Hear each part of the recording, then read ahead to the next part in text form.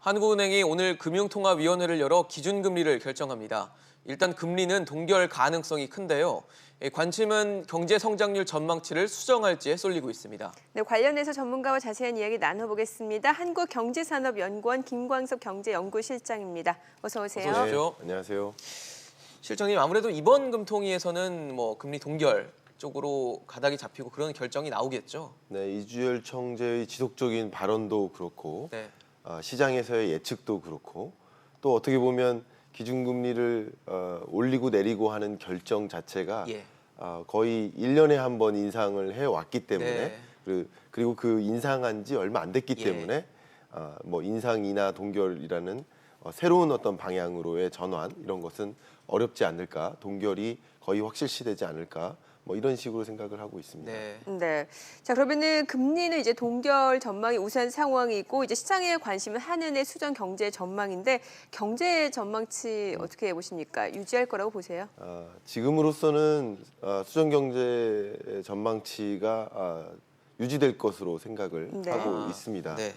물론 하향 조정할 가능성도 있지만 네. 이미 한국은행이 하향 조정을 했었고요. 하향 조정을 한 지 얼마 안 된 상황이기 네. 때문에 또 추가적인 하향 조정이 없을 것이라고 느껴지고요. 네. 더 중요한 것은 경기 부양을 위한 재정 정책. 네.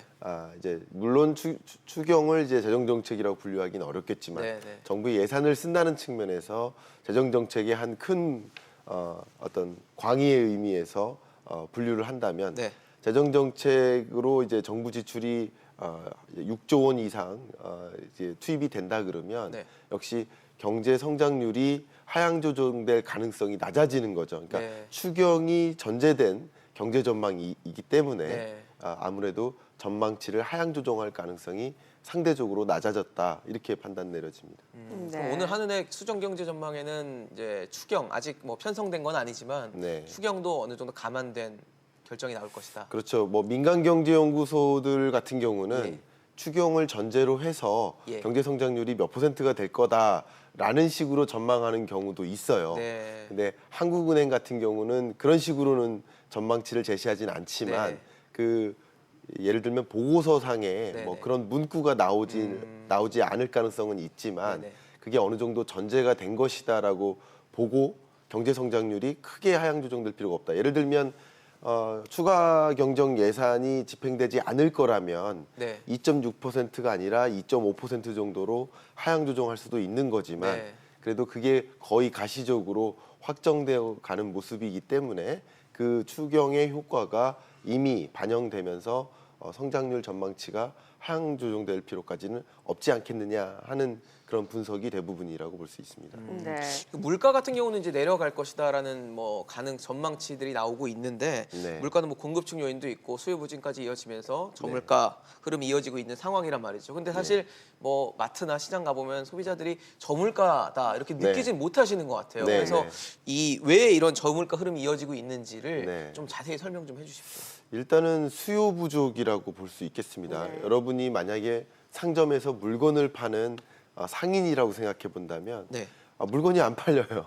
그러면 가격을 낮춰서라도 매출을 일으키려고 노력하겠죠. 네. 그러니까 이제 결국은 수요 부진, 우리 경기가 좀 후퇴하는 또 하향 안정화되는 그런 모습 속에서 수요가 부족해지고 또 특히 이제 소득 부진에 따른 수요 부진이라는 점에서 굉장히 중요한 점들을 시사하는데 경제가 이제 활발히 이렇게 잘 이렇게 운영되지 않고 있는 구조 속에서 나름대로 수요가 부족한 상황 속에서 가격이 조정되어가는 그런 모습이라고 볼 수 있고 네. 아주 쉽게 말씀드려 보면 왜 수요 부진이 이렇게 중요하냐?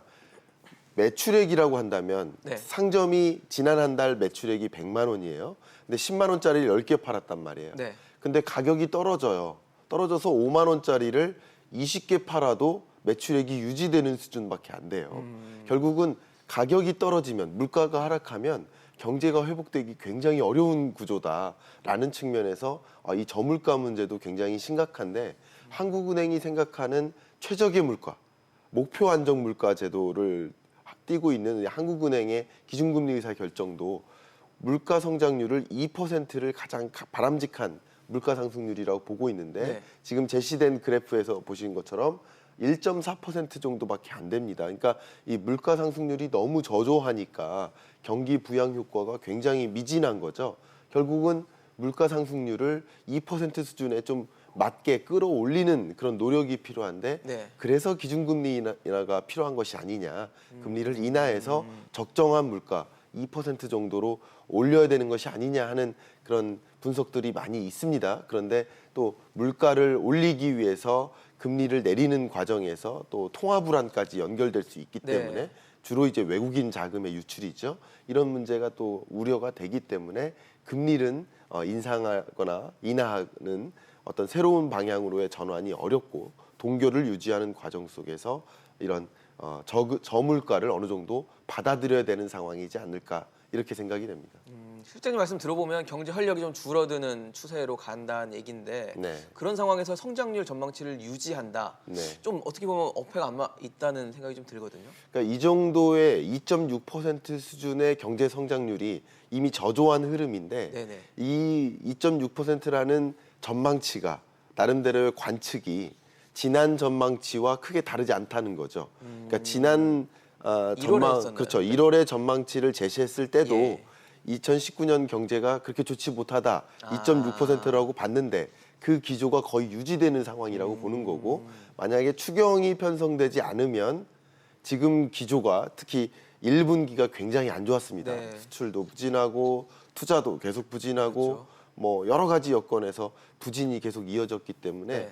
성장률을 조정할 가능성이 있었겠지만 1분기 상황을 보면 네. 기존에 봤던 1분기에 대한 모습과 지금 1분기가 지나서 1분기를 다시 돌아보는 모습이 좀 달라진 거죠. 그러니까 조정의 필요성이 있어 보이지만 그런 부분이 상당 부분 추경으로 메꿔지는 것이다라고 판단 내려지기 때문에 성장률 조정이 거의 없지 않을까 하는 생각도 있는 겁니다. 네. 근데 다시 말하면 이미 반영된 것이다. 네, 선반영됐다. 예, 라고 볼 수 있는 거죠. 그럼 지금 추경 말씀해 주셨으니까요. 실제로 뭐 IMF가 9조 원대 추경 편성이 필요하다고까지 경고를 하지 않았습니까? 여기에 대해서는 공감을 하시는 겁니까? 네, 그때 구조원 편성을 제안했을 때 예. 마침 이 자리에서 앵커님하고 그 그러니까요. 대화를 나눈 적이 있었는데요. 예. 이제 IMF의 판단도 어쨌든 한국 경제가 회복되기 어려운 구조적으로 침체 국면으로 계속 이어지는 계속 성장률이 둔화되는 그런 흐름이 계속 유지될 것이다라고 보고 있는 입장이에요. 그러면 이제 IMF라는 거시 경제 정책을 관할하는 이런 국제 기구 입장에서는 내세울 카드가 딱 두 가지인 겁니다. 재정 정책과 통화 정책 딱 두 가지인 거죠. 그러면 재정 정책은 새롭게 입안할 수 없어요. 왜냐하면 이미 작년에 470조 원 정도에 해당되는 재정 예산을, 편성 네. 규모를 이미 결정되어 있는 상황이니까 네. 그러니까 이제 할 수 있는 일은 추경을 통해서 예산을 좀 더 지출하고 또 금리를 인하하거나 하는 완화적인 통화 정책을 통해서 경기를 부양해야 된다. 어쨌든 경기를 부양시키기 위해서 재정 정책이든 통화 정책이든 할 수 있는 걸 다 해야 된다라는 입장을 발표한 것이고 그런 부분에 대해서는 저도 경기를 부양시키기 위해서는 적정한 수준, 예를 들어서 2.67%의 경제 성장률을 나름대로 유지하기 위해서는 네. 가동할 만한 다양한 정책들을 다 사용할 필요가 있겠다는 점에 대해서 저도 상당 부분 동의하고 있습니다. 추경 규모에 대해서는 어떻게 보세요, 그러면? 추경 규모가 네. IMF의 진단은 어쨌든 경제 성장률을 2.6에서 2.7% 수준을 유지하기 위해서는 약 0.5%에 해당되는 네네. 추경 규모, 지금 얘기했던 약 9조 9조 원 원 수준, 정도. 그렇죠. 네. 9조 원 정도의 이제 예산 지출이 추가적으로 필요하다라는 입장이었는데요. 그만큼 결국 경제 성장률이라는 것은 GDP가 작년보다 얼마나 늘어나는지를 보는 거예요. 그러니까 작년 GDP하고 올해 GDP를 생각했을 때 네. 기존에 전망했던 것보다 GDP가 늘어나는 규모가 줄어드는 모습인 거죠. 그러니까 줄어드는 양만큼을 추경으로 메꿔야 된다라는 입장이었기 때문에 어쩌면 9조 원 정도 지금의 전제는 2.67%의 성장률을 유지하기 위해서는 추경이 어느 정도가 적정하느냐라는 네. 컨셉이기 때문에 네. 어쩌면 그 관점에서는 9조 원의 추경이 적절하다고 볼 수 있겠습니다. 그런 관점에서는. 네, 네. 근데 이제 추경이 사실은 그 규모도 중요하지만 더 중요한 것은 어디에 쓰이는지가 중요한 겁니다. 그렇죠. 그러니까 추경이 9조 원 정도, 6조 원 정도의 예산이 갑자기 지출된다 하더라도 그것이 전혀 경기부양적으로 쓰이지 않으면 복지나 분배적인 측면에서만 예산이 쓰인다면 네. 물론 복지나 예산이 중요하지 않다는 뜻이 아닙니다. 네네. 그쪽으로 쓰이면 경제 성장에 대한 기여도는 굉장히 낮겠죠. 예. 그러나 R&D나 뭐 고용 창출이나 이런 면으로 예산이 좀 더 많이 활용된다면 네. 경기 부양적으로 갈 수 있겠죠. 그래서 9조 원, 6조 원 규모도 중요하지만 어쨌든 6조 원이라도 혹은 10조 원 이상이라도 그 예산이 적절히 경기 부양적으로 활용된다면 경기 부양 효과가 어느 정도 있을 것이다. 2.67%의 성장률을 유지하는 데 기여할 수 있겠다. 이런 생각을 해봅니다. 시장님 말씀은 어쨌든 쓰임새가 중요하다. 그리고 그게 가능하다면 경제 활력을 좀 높이는 쪽으로 쓰이는 것이 중요하다고 말씀을 해주셨는데 그래도 규모가 사실 어떻게 보면 중요성을 낮게 볼 수는 없는 부분이고 그렇죠. 홍남기 부총리도 최근에 그 7조 원은 넘지 않을 거다라는 식으로 얘기를 했거든요. 네. 네네. 사실 그러면 뭐 일각에서는 7조 원은 넘지 않을 거니까 그렇죠. 6조 원 정도 대가 되지 않겠냐라는 얘기를 네, 하는데 네. IMF가 정답은 아니지만 네. 이제 9조 원 정도를 네. 권고를 했고 네네. 저희가 만약에 6조 원대를 한다면 네. 뭐 다소 낮지 않냐라는 뭐 일각의 시선도 있고요. 예. 적당하다고 보세요? 경제를 활력시키는데 충분히 쓸 수 있을까요? 뭐 경제를 좀 부양시키기 위해서는 활력을 제고하기 위해서는 제 욕심 같으면 어차피 추경을 할 거라면 네, 기왕할 한 거면 10조 원 이상의 규모가 좀 더 편성돼서 원래 그걸 기대를 많이 했었거든요. 네. 시장에서도 그러면 좀 더 활력이 있을 수 있는데 네. 저도 이제 이런 갑자기 1조 원 혹은 몇 조 원 이상의 예산 지출이 더 늘어나는 이런 상황 속에서 기획재정부 회의를 가본 적도 있습니다. 그때 네. 보면은 굉장히 부산합니다. 왜냐하면 어디에 쓸지를 먼저 다 정해놓고 예산 규모를 정하는 것이 아니라 네.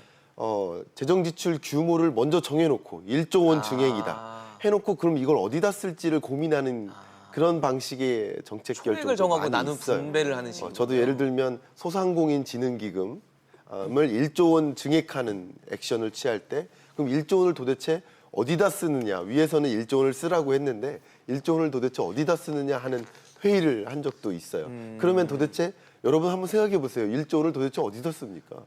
그러니까 기존에 이미 미세먼지 저감을 위한 노력에 예산이 투입되고 있고 또 그런 저감 기술을 R&D에 예산이 투입되고 있고 관련 분야의 산업을 진흥하기 위해서 예산이 쓰이고 있기 때문에 추가적으로 예산을 뭐 몇 조 원이나 편성해서 그러면 그만큼의 기대도 필요할 수 있겠는데 그렇죠. 그만큼의 기대가 충분히 충족될 수 있는 수준으로 예산이 활용돼야 될 텐데 네. 갑자기 여러분 가게에서도 매월 500만 원씩 지출하다가 갑자기 5천만 원 지출하라고 하면 어디다 지출할지 굉장히 모르잖아요. 네. 네네. 그러니까 추경의 쓰임새가 정교하게 계획이 돼야 됩니다.